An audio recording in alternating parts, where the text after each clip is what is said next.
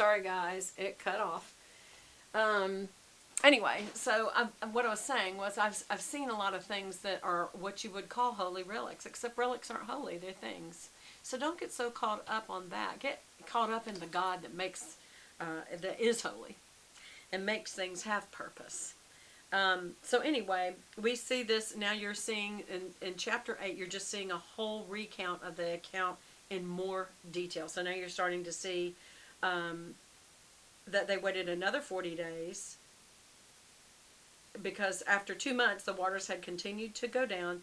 The peaks of the mountains became visible. Every mountain on this earth, think about that, was underwater. After 40 days, Noah opened the window he had made in the boat and released a raven. Remember, the raven comes back with nothing. He released the dove. Dove comes back with nothing. He released the dove again after waiting another 7 days. And this time there was a fresh olive leaf in its, some people say branch. This says fresh olive leaf in its beak. Then Noah knew that the floodwaters were almost gone. He waited another 7 days and then released the dove again. This time it did not come back, so he knew it had gone on, probably making a nest by now. And now Noah was 101 years old. What's important about this to me is after seeing all these details being drawn back out for your recount, you see that there are signs versus talk. Do you see that? The way that Noah knew that it was over was the sign of this dove coming back. Why didn't God just say, Noah, it's over, open the door, go out? Because God is teaching him that sometimes he will do things with signs, like the sign of the rainbow. We see that come up. So now, 10.5 months after the flood began, the flood waters had almost dried up from the earth. 2 more months went by, and at last the earth was dry, and then Noah said, leave the boat. We're leaving the boat. And release the hounds. Release the animals. And so he left the boat, took his wife and kids and their wives, and they took all the animals, and they went back into the earth so they could be fruitful and multiply, and that was what God wanted. And Noah built, what's the first thing he does? He builds an altar to the Lord, and he sacrificed burnt offerings, and the animals and the birds that had been approved for that purpose were sacrificed. See again, you're starting to get the more detail, even though we already heard the beginning of the story. Do you see how you're getting more detail here? And he says, I will never again curse the ground because of the human race. So the earth isn't going to be cursed.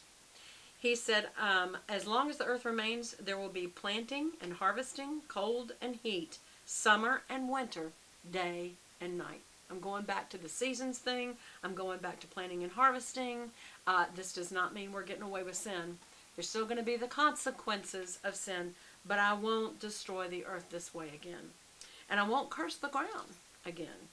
And God blessed Noah. In chapter 9, we see his sons began to multiply and fill the earth, and the animals began to fill the earth, and all the fish in the sea, he says, will look on you with fear and terror.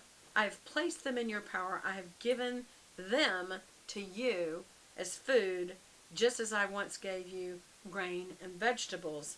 But you must never eat any meat that still has the lifeblood in it. Now, what does all that mean? So God's saying, okay, of all these animals, all the birds of the sky, all the small animals, all the squirrel on the ground, all the, work animals, and all the fish. It's like, wait, the fish made it through. Well, we're talking about a torrential rain that could have destroyed them all. So somehow he saved the fish too. But only to have them placed in terror, because now they're under the power of man. What a terrible message. This is not getting better. It's like, wait a minute, we thought everything's going to be fine. And you know what? God did too, except being all-knowing and knowing everything in advance. He already knows man's fixing to fail even again. Here we go again. But he also makes it real clear not to eat meat that still has blood in it. So that's something for us to think about eating raw food, or either. That would be one to stick your red sticker on and go do some research about what is lifeblood, and it's your blood that keeps you alive. And what does it mean, don't eat a meat that still has blood in it? To me, that sounds like don't eat it raw, don't eat it uncooked, maybe. So that's something to look through. And I will require the blood of anyone who takes another person's life. And if an animal kills a person, it must die. And if anyone murders a fellow, they must die. And if anyone takes a human life, that person's life must also be taken by other human hands. For God made human beings in his own image, and he's not going to have it. Okay, skip down to verse 11. Yes, I'm confirming my covenant with you. Never again will floodwaters kill all of the creatures. Never again will the floodwaters destroy the earth. I'm giving you a sign. Here's the second sign. People think of the rainbow's the first sign. The first sign was seeing that branch, that olive leaf. This is the second sign, and it says, I've placed a rainbow in the clouds, in the sky.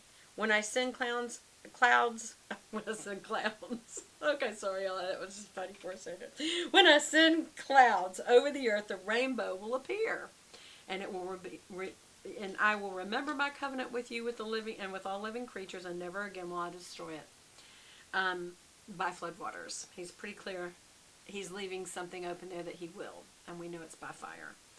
I am confirming with all the creatures of the earth. The rainbow is my sign of this covenant. So don't let anybody tell you the rainbow is a sign of anything but God's covenant that he won't flood the earth again.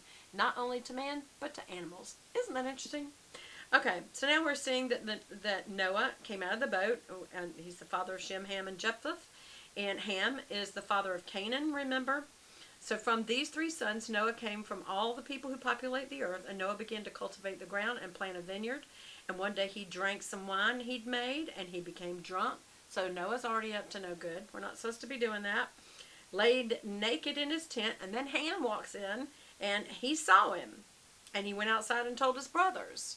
Now I'm thinking, okay, what if he popped in there and saw his dad? How was that a sin? He couldn't help it that he saw it.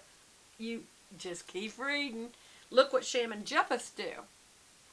They go, and they took a robe and held it over their shoulders and backed into the tent to cover their father. As they did this, they looked the other way. So apparently Ham looked on his father. Shem and Japheth looked the other way, so they would not see him naked. And you may think, what's this deal about being naked? Remember in the beginning, Adam and Eve didn't even know they were naked.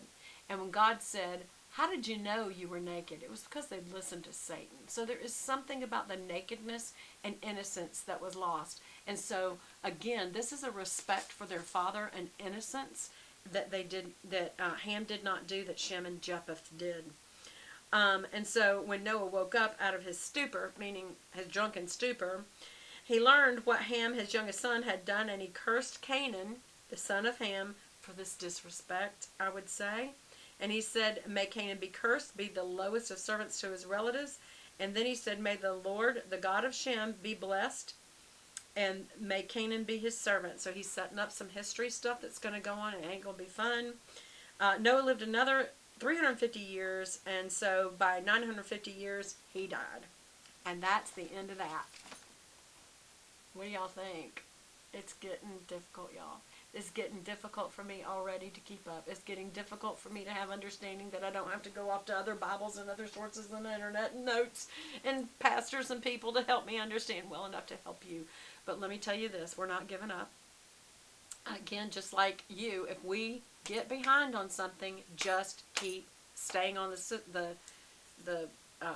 schedule and go forward, and then use the day that we don't, which is Saturday, to get caught up and also to be prayerful and rest. Sundays we will still be doing this. You'll see that when you look on the video show more section. It shows you our schedule for the week each week.